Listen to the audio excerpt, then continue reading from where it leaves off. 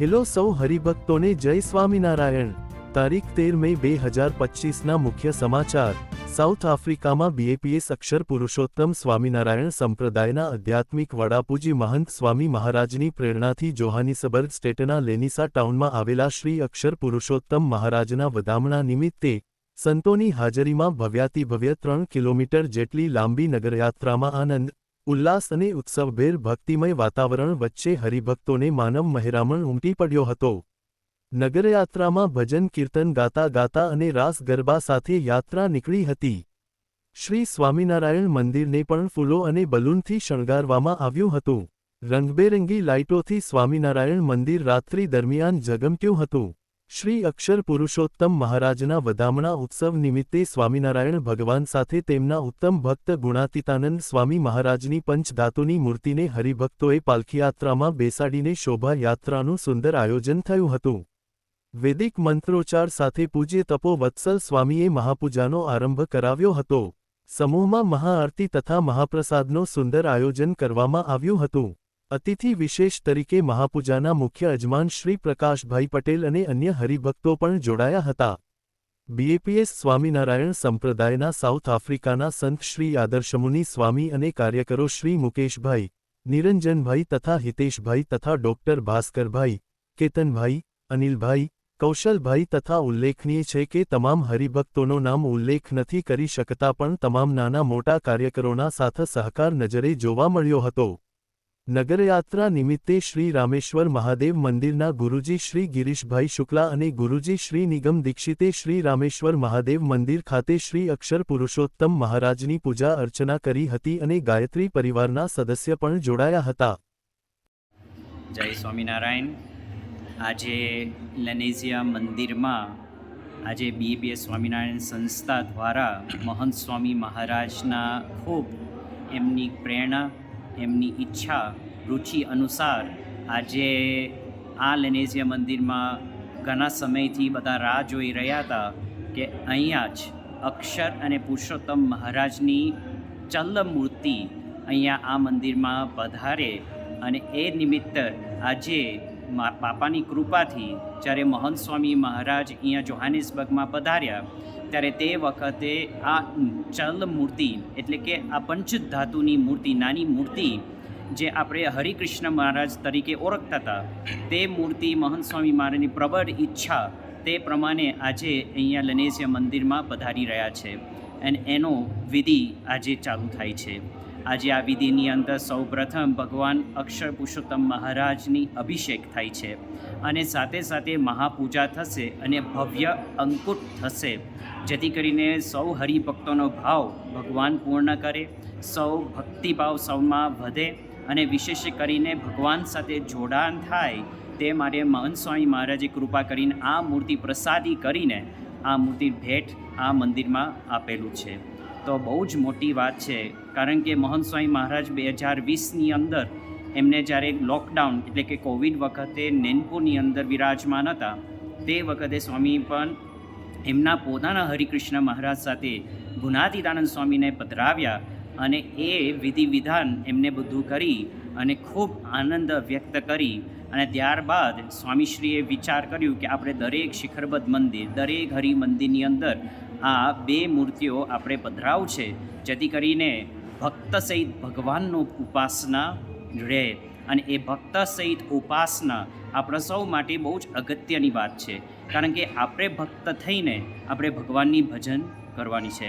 તો ભક્ત કઈ રીતે થવું તો જેમ રાધાજી આપણે થવાનું છે જેથી કરીને આપણે શ્રી કૃષ્ણ ભગવાનની ભક્તિ કરાય, જેમ સીતાજી જેવું ભગવાનને સેવા કરી ભક્તિ કરી તેવી જ રીતે આપણે સીતાજી જેવું સમજણ કેળવીને સીતાજી જેવી ભક્તિ કેળવીને અને શ્રી રામચંદ્ર ભગવાનની સેવા કરવાની છે, ભક્તિ કરવાની છે। તો ભક્ત જેવું થવાનું છે તો એ પ્રતિક રૂપે જે ભક્ત એ એમના જેવા થઈને પુરુષોત્તમ નારાયણની ભક્તિ આપણે સૌ કરવાના છે। એવી જ રીતે પાર્વતીજી એમને શિવજીની ખૂબ ભક્તિભાવથી અને ખૂબ અનન્ય સેવા એમને કરેલી છે તો કેવી રીતે શંકરને આપણે એમને રાજી કરી શકાય તો પાર્વતીજી સાથે આપણે શીખવું પડે। તો જેમ પાર્વતીજી શંકરને પ્રસન્ન કર્યા તેવી જ રીતે આજે સ્વામિનારાયણ સંપ્રદાયની અંદર આ બીએપીએસ સ્વામિનારાયણ સંપ્રદાયમાં જે અક્ષર પુરુષોત્તમનો ઉપાસના છે તે ઉપાસના પ્રમાણે આપણે અક્ષરરૂપ થઈને પુરુષોત્તમની ભક્તિ કરવાની છે. તો અક્ષર એટલે કે ગુણાતીતાનંદ સ્વામી જેવા થઈને એમને જેવા થઈને આપણે પુરુષોત્તમ ભગવાનની ભક્તિ કરવાની છે. એટલે કે મહંત સ્વામી મહારાજ જેવા ભક્ત થઈને પુરુષોત્તમ ભગવાનની ભક્તિ કરવાની છે. અને સ્વામીજી આજે નગરયાત્રા પણ કરવાના છે લેનેશિયામાં, અને હમણાં કઈ જગ્યાથી? ભગવાનની અભિષેક થશે, અભિષેક પૂર્ણ થાય એટલે ભગવાનનો વસ્ત્ર પરિધાન થશે અને ત્યારબાદ પાલખીમાં ભગવાનને બેસાડશે અને ત્યારબાદ આ લનેઝિયા વિસ્તાર, આ મંદિરના વિસ્તારની અંદર નગરયાત્રા થશે અને એ નગરયાત્રા લગભગ 3 કિલોમીટર જેટલું લાંબુ છે અને બધા ભક્તો એમાં જોડાશે, એમાં બધા ગાશે, તાલીઓ વગાડશે અને સાથે સાથે આનંદ મોજ કરશે, કારણ કે ભગવાન મંદિરમાં પધારે છે અને સાથે સાથે ભગવાન આપણા નગરમાં પોતે પ્રવેશ કરી રહ્યા છે. તો એમનો આગમન માટે, સ્વાગત કરવા માટે બધા હરિભક્તો એમાં જોડાવાના છે. હજારો હરિભક્તો આવશે, બધા અલગ અલગ ટાઉનમાંથી. અલગ અલગ ટાઉન, મૈફેથી આવશે, બિનોનીથી આવશે, પછી આપણા પ્રિટોરિયાથી આવશે, જોબર્ગ આપણે જે બીએપીએસ સ્વામિનારાયણ હવેલી છે ત્યાંથી પણ બધા ભક્તો આવશે. એટલે લોકલ બધા ભક્તો પણ જોડાશે, એટલે એમાં બધા લાભ લેશે. અને બીએપીએસ સ્વામિનારાયણ મંદિરેથી રામેશ્વર મંદિર સુધી, બીએપીએસ મંદિરથી રામેશ્વર મંદિરથી આગળ જતાં આખો બ્લોકમાં, એટલે ભગવાન નગર ઉપર દ્રષ્ટિ કરે તે ભાવનાથી ભગવાનની દ્રષ્ટિ પડે એટલે બધાની શુભ ઈચ્છાઓ પૂર્ણ થાય. ભગવાનના દર્શન કરવાથી ખૂબ સુખ શાંતિ પણ મેળવી શકાય છે. એટલે આવું ભવ્ય સમયો થાય, આવું નગરયાત્રા થાય, એ ભગવાન કંઈ નગર ઉપર જોવાનું જરૂર નથી, ભગવાન તો સર્વત્ર છે. પણ ભગવાનના દર્શન, આપણને ભગવાનના દર્શન થાય, ઘર બેઠા બેઠા ભગવાનના દર્શન થાય. આપણે કહે ને કે ઘર બેઠા ગંગા. જય સ્વામિનારાયણ. ખાસ સર્વને મારા જય સ્વામિનારાયણ. મારું નામ પૂંજારી હિતેશભાઈ છે, બીએપીએસ સ્વામિનારાયણ મંદિર લેનેશિયાથી. આજનો ખૂબ પવિત્ર દિવસ, ઋષિ જયંતિનો દિવસ છે. આજના દિવસે અમારા ગુરુ હરિવંશ સ્વામી મહારાજે અક્ષય પુરુષોત્તમની ભેટ અમને આપી અને ખૂબ સારો એવો ઉત્સવ થયો. સર્વપ્રથમ અહીંયા અભિષેક થયો, નગરયાત્રા થઈ, ત્યાર પછી મહાપૂજાની અંદર બધા જોડાયા, ખૂબ સારો લાભ લીધો.